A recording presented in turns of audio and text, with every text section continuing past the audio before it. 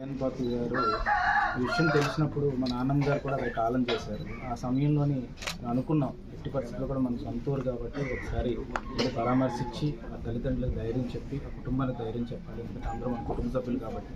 అందుకే ఈరోజు నేను తమ్ముడు కానీ మొత్తం అందరూ ఫ్యామిలీ నాన్నగారు స్పీకర్ కాన్ఫరెన్స్లోని జగన్పాతి గారు పద్మావతి గారు ఇద్దరు కూడా అక్కడ చూడడం జరిగింది. అందుకని ఇక్కడికి వచ్చి పరామర్శించడానికి రావడం జరిగింది.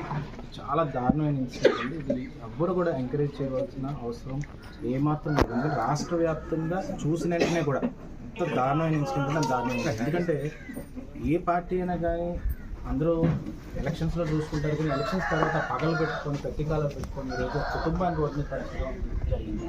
దానికి నేను మళ్ళీ దారుణంగా ఖండిస్తుంది ఏంటంటే ముఖ్యంగా ఈ 50 మందిని పెట్టుకొని ముందే ప్రీ ప్లాన్డ్గా పెట్టుకొని ఆయుధాలు తీసుకొచ్చి రోడ్డు మీద అంత దారుణమైన మర్డర్ జరిగిందంటే ఇది చాలా బాగా. కానీ ఇమీడియట్గా అది తెలిసిన వెంటనే రాష్ట్ర వ్యాప్తంగా ఇమీడియట్గా లోకేష్ గారికి మెసేజ్ వెళ్ళిందంటే ఎక్కడున్నా కూడా వెంటనే స్పందించి ఎస్ గారితో మాట్లాడి వాళ్ళని ఎట్టి పరిస్థితుల్లో పట్టుకోవాలి వితిన్ 3-4 డేస్లో అని చెప్పి వాళ్ళు పట్టుకొని డిస్ప్లే చేసి రోడ్డు మీద తీసుకెళ్తున్నారు. ఎందుకంటే లా అండ్ ఆర్డర్లో ఎవరన్నా కానీ అగెయిన్స్ట్ పోతే వాళ్ళకి శిక్ష ఈ విధంగా పడుతుందని చూపెట్టడానికే లోకేష్ గారు ఆ విధంగా చేశారు. కాబట్టి రానున్న రోజుల్లో మేము నేను పోలీస్ వారిని కూడా కోరుతుంది ఏంటంటే అలాగే అయ్యన్పాతి గారు కూడా దీని మీద దృష్టి పెట్టి దివ్య గారు ఎమ్మెల్యే గారు వీళ్ళందరూ కూడా ఎమ్మెల్యే రామకృష్ణ గారు మాట్లాడతారు. ఇక్కడ ఎఫ్ఐఆర్ మా దగ్గర గుమ్మడిగొండలో కూడా ఒక ఎఫ్ఐఆర్ ఉంది. 2017లో తను అక్కడికి వచ్చి అల్లర్లు చేసాడు. అల్లర్లు చేసినప్పుడు ఎఫ్ఐఆర్ కూడా ఉంది. ఇన్ని ఎఫ్ఐఆర్లు 9-10 ఎఫ్ఐఆర్లు ఉన్నప్పుడు ఏంటంటే బైండ్ ఓవర్ చేసి తనని గ్రిప్లో పెట్టాలి.